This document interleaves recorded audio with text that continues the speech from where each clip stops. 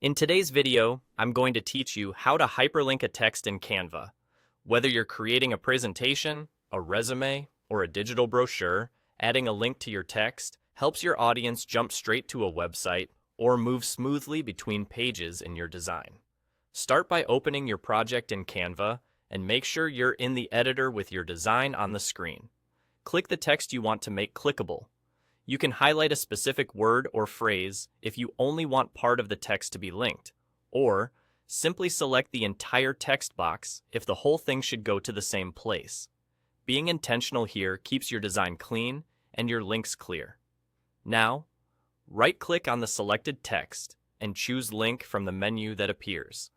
A small link panel will pop up.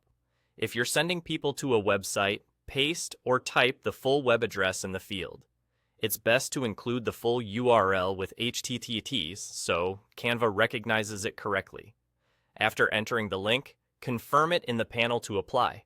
You'll often see a subtle style change, like an underline, to indicate the text is now linked, which is a helpful visual cue as you continue designing.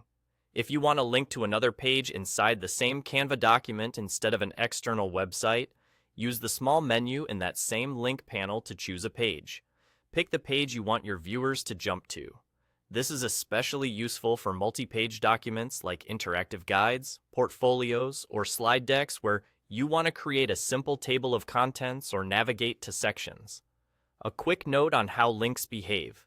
Clickable links work best when your design is viewed in present mode or exported as a PDF. Static image formats like PNG or JPG don't support live links, so keep that in mind when you choose how to share your final design.